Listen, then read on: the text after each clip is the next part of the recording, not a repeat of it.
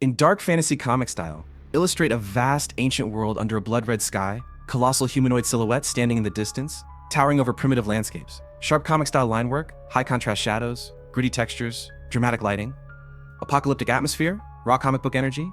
In dark fantasy comic style, depict fallen angels descending from the sky, merging with human figures below, creating towering hybrid beings. Wings torn and blackened, bodies immense and unnatural. High contrast shadows, gritty textures, dramatic lighting, apocalyptic atmosphere.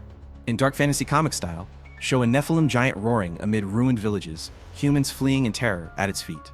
Massive muscles, ancient armor, glowing eyes filled with rage. Sharp line work, heavy shadows, gritty textures, raw comic book energy.